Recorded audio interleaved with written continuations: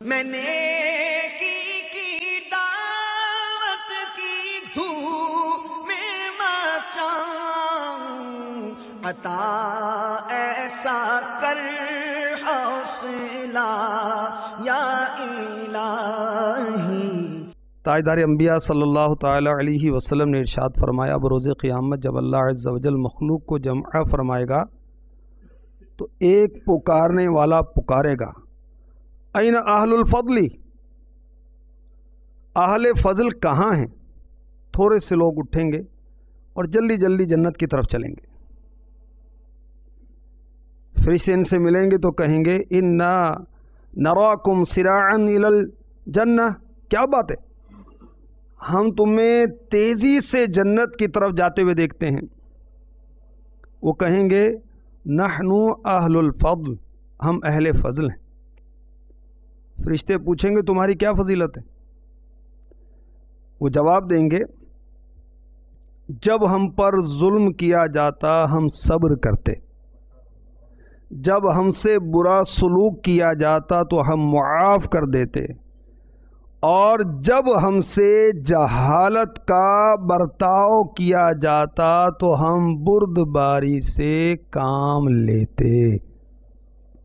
اس وقت ان سے کہا جائے گا، کن سے کہا جائے گا؟ بردباروں سے، تحمل مزاجوں سے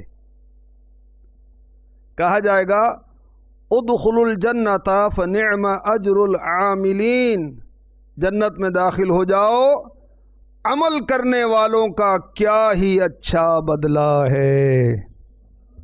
آئیے اللہ کی بارگاہ میں دعا کرتے ہیں۔ تو بے حساب بخش کے ہے بے شمار جرم،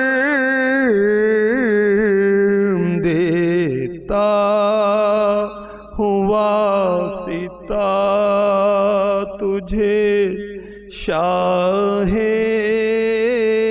حجاز کا اللہ، دیتا ہوں واسطہ تجھے شاہ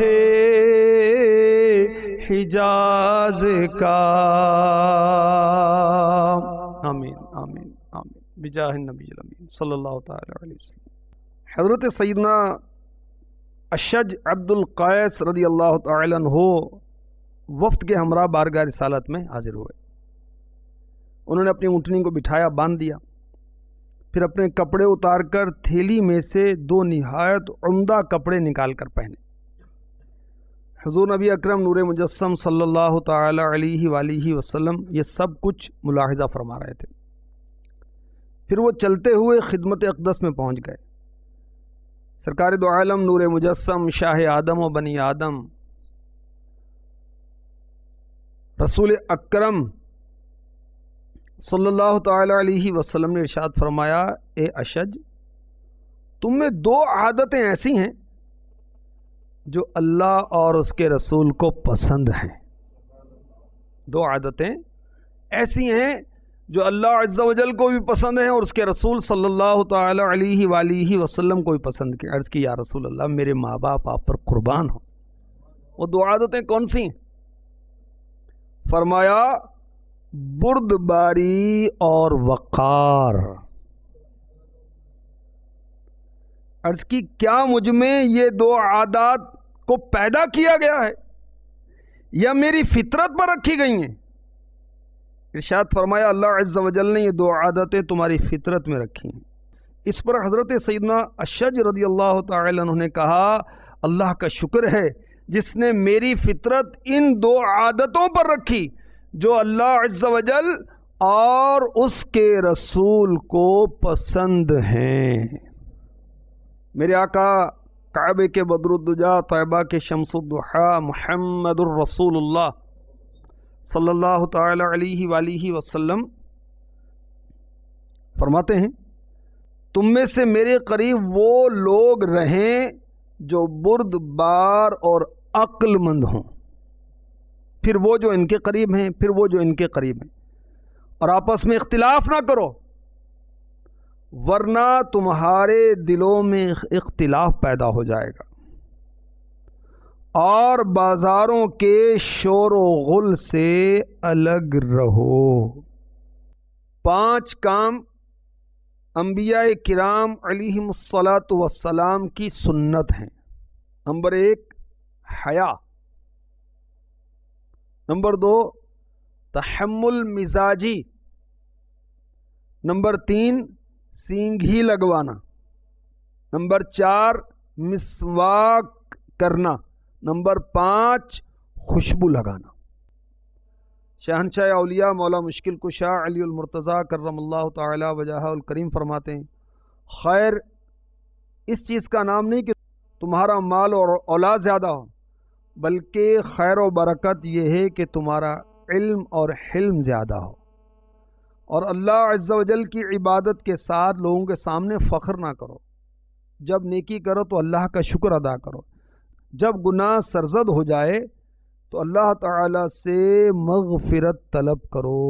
توبو الی اللہ، استغفر اللہ، صلو علی الحبیب صلی اللہ تعالی علی محمد۔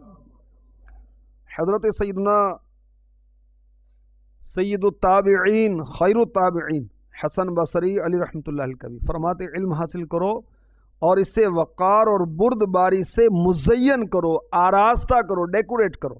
تحمل مزاجی یہ ہے کہ کوئی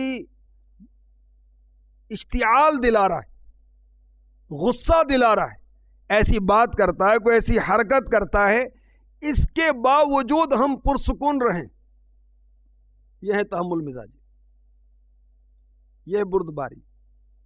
وہ غصہ دلاتا ہے اپنے قول کے ذریعے، اپنے فعل کے ذریعے، اپنے حال کے ذریعے، اور ہم پرسکون رہیں، یہ تحمل مزاجی ہے۔ اور تحمل مزاجی کس طرح اپنائی جائے، اپنی طبیعت میں کس طرح لائی جائے؟ فوراً نہیں آئے گی۔ کس طرح آئے گی؟ بتکلف۔ تحمل مزاجی ہوگی، ہم اپنے درجے میں ماحول بنا سکیں گے۔ ہمارا مدنی مقصد کیا ہے؟ مجھے اپنی اور ساری دنیا کے انشاءاللہ عز و جل۔ تو تحمل مزاجی کے بغیر ہم یہ مقصد نہیں پا سکتے، نہ درجے میں، نہ مدرسے میں، نہ گھر میں، کیونکہ خلاف مزاج باتیں تو امی کی طرف سے بھی ہوں گی، خلاف مزاج باتیں تو ابا کی طرف سے بھی ہوں گی، خلاف مزاج باتیں تو بھائی کی طرف سے ہوں گی، بہن کی طرف سے بھی ہوں گی، خلاف مزاج باتیں تو بچوں کی امی کی طرف سے بھی ہوں گی، بچوں کی طرف سے بھی ہوں گی، بچیوں کی طرف سے بھی ہوں گی، پڑوسیوں کی طرف سے بھی ہوں گی، محلے والوں کی طرف سے بھی ہوں گی، جن سے ہم لین دین کرتے ہیں، کاروبار کرتے ہیں، خریدتے ہیں، بیچتے ہیں، ان کی طرف سے بھی ہوں گی۔ اور اگر ہم میں تحمل ہی نہیں ہے، نرم مزاج ہی نہیں ہے، قوت برداشت ہی نہیں ہے، تو نہ معاشرے میں مقام بن سکے گا، نہ گھر میں کوئی مقام بن سکے گا، نہ مدنی ماحول کے اندر ہم کوئی اپنا مقام بنا سکیں گے۔ جب کوئی مقام ہی نہیں بنے گا، ہماری نصیحت کیسے اثر کرے گی؟ ہم مدنی ماحول کیسے بنائیں گے؟ لوگوں کو قریب کیسے کریں گے؟ تو تحمل مزاجی سے دنیا بھی بنے گی، انشاءاللہ آخرت بھی بنے گی۔ آئے گی کیسے؟ بتکلف، فوراً نہیں آئے گی، تکلف کرنا پڑے گا۔ میں نے